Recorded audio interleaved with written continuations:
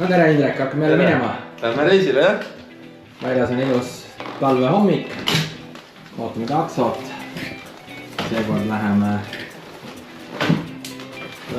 kahekesi ilma operaatorita. Ootame hetkel Drive'i. Indrek läheb viskab veel jope autosse, sest meil ei ole väga palju ruumi kuskile midagi panna. Hakkame vaikselt siis ennast peale lappima. Ma olen ise ratastoolitreener.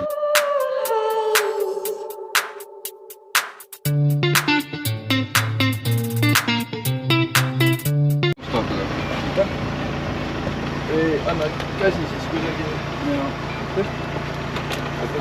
Äkki niimoodi. Kõlast. No.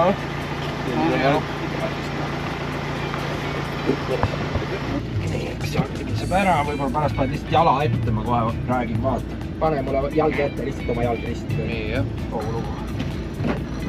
Siin silla taga käebid, jah? Ei, me seda ei taha. Usad üles rääkida. Ma kohe vaatan.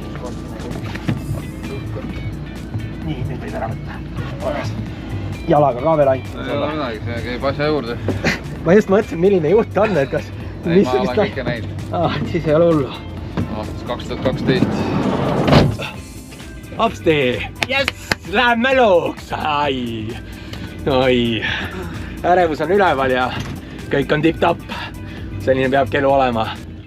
We're talking about our cameraman Gilbert in the Philippines. Mitte keegi meid ei aita kaasa, ega me ei tea ju seda, et meil on seal... Ma olen seda meest 3 korda näinud, ega me ei tea, kas ta müüb meid tagavaraosadeks maha, aga ma arvan, meil ei ole nii, et tagavaraosadeks meid tagavaraosadeks seal koha peal maha müüa. Ja ega seal ei ole ka väga turvaline. Kõigepealt lendame siit Rootsi.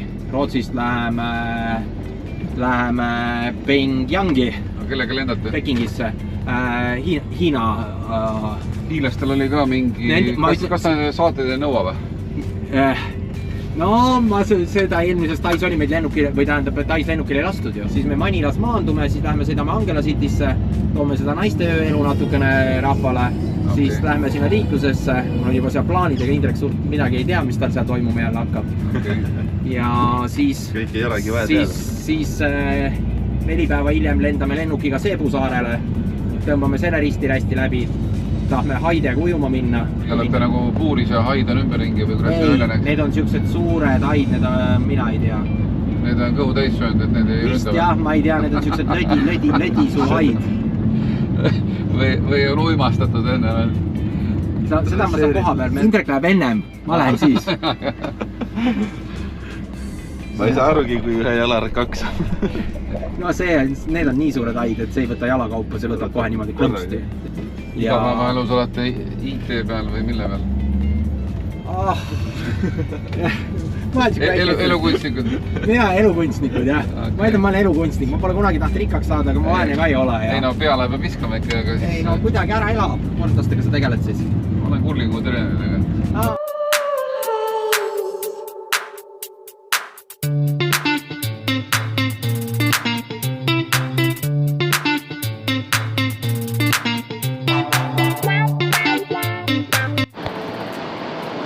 Lennuk Arlandasse läheb siis väljub 14.25.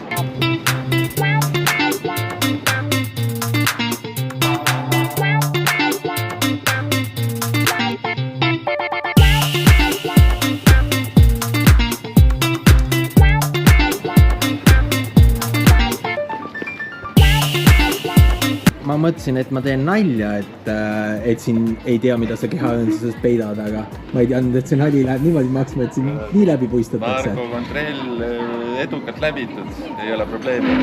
Aga miks nad siin nii kaua kinni pidasid? Ma ei tea. Võtsid proovikott lahti seest igalt poolt selle testriga. Eks ma siuke kahtlane välja näen vist.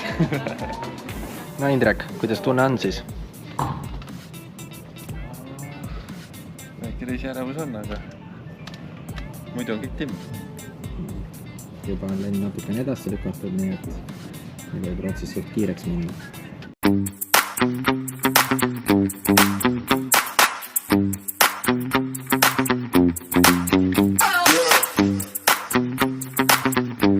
Swedish. Nüüd oleme jõudnud check-in'i et teha Air Chinale check-in, aeg on suht kiiresti läinud, aga jõudsime. Indrek ei räägi meil midagi, Indrek on siuke tõsine meil täna. Vaatan ja imetlen. Nüüd saame Indrek oma pagasist ka lahti. Pagasi läheb ära. Jube kaua võttis aega neil seekord. No meil ei olnud ühtegi ilmamärget jälle tehtud ja väga hea, kui nüüd üldse peale võetakse. Nüüd on vähemalt oleme lennukile peale saanud ja nüüd me võime mõelda, et me oleme Manillas. Vahet pole isegi, kui me jääme Pekingis maha lennukist, siis me saame järgmise lennukiga edasi, nii et see kõige suurem murekoht ongi Rootsi. Ja kui see lennuk siis nii palju veel ülineb, siis jääme siit lennukist maha ja meil pole jätkulendi, siis meil on vaja kõik uusi pileteid. Ja Indrek on ära pandud puuri. Läks liiga vagivaldseks. Oleme jõudnud ka lennukisse. Lennuk oleks pidanud juba üle poole tunni tagasi välja lendama, alles nüüd saime peale. Indrek on pandud ühte poole istuma, mina olen pandud teise poole istuma.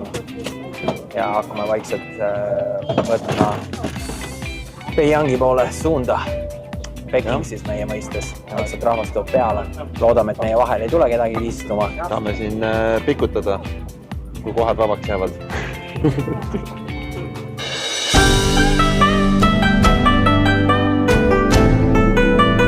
Nüüd me oleme siis jõudnud lõpuks Hiinasse.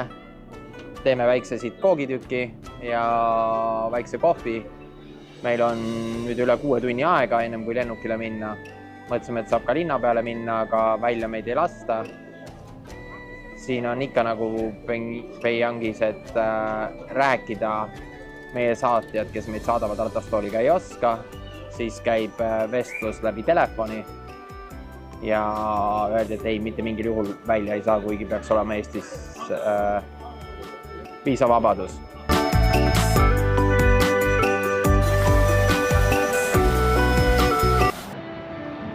Nii me siin lennujaamas kodutena aega surnuks lööme. Siin on laadimispunkti, inimesed käivad mööda kogu aeg, me tahtsime ise ka siin laadima hakata, aga need punktid ei tööta. Siis me pikutame, siis käivad siin korda mööda, üritavad kogu aeg laadima panna, kes me ütleme, et ei tööta. Teine kodut on meil siin teisel pool. Naerata Indrek. Tšau. Lennukis magada ei saanud, siis peab siin lennujaamas magama. 5 tundi on veel aega ja saame silma looja korraks. Jube külm on, vähemalt jääb, ma lennujaama teki kaasa võtsin. Joopasid ei võtnud, sellepärast mõtlesime, et ei taha neid tassida, meil on ainult käsipagas. Seekord ei ole pannud auto käsijuhtimiskange, mitte isegi pagasisse, kuna ruumi pole nii palju. Asetsevad nad minul siin ratastooli all ja kõige imelikum on asi see, et ükski turvakontroll pole avastanud seda, et nad on siia külge pandud, aga ei ole mugav kaasas kanda nii. Maini pärast ära, kui kes kinnitab. No Indrek vajab natuke tähelepanu ka, ta ikkagi tahab, et teda natukene kiidetaks, siis me kiidame teda, see oli Indrek, kes need sinna alla pani, aga plaan oli minu või? Plaan oli sinu. Jah, aga kiidame tegijat. Tegid ka vahelduseks silma lahti. Vahepeal on isegi õues päike välja tulnud, aga see ei tähenda, et ruumis soemaks oleks läinud. Ei ole, jube külm on kuskil puhk kogu aeg. Ma magasin ikka päris kaua. Päris mõnus oli. Selle tekiga on ikkagi suht soe. Kristjan, Kene, me peame varem kohal olema. Ei ole, me oleme kodutud ja jääme siia. Tuleb odavam välja. Lennujaamas magamine käib niimoodi, et arvutikotinöör on siis pandud siit käe vahelt läbi, et keegi saaks arvutiga ära joosta. Kott, kus on kõik kaamerad ja asjad on pea alla pandud. Indrek muidugi saab vabalt magada, teda ei sega mitte miski. Kuigi ma arvan, et siin lennujaamas ei võta keegi midagi eriti ära, aga igaks juhuks peab olema selleks valmis. Sellepärast, et siin reaalselt me natuke aega isegi magame. Ma magasin ka praegu paar tundi, et saab puhata küll niimoodi näits. Kui välja ei lasta, siis ei ole ju muud valikut, kui pead siin aega surnuks lööma. Aga teine kodutu on seal nii heas unes, et ei taha isegi ennast liigutada. See ongi viimane etapp enne Manillat. Tõuseme kohe õhku ja jõuame ka oma sihtriiki. Welcome to Manila.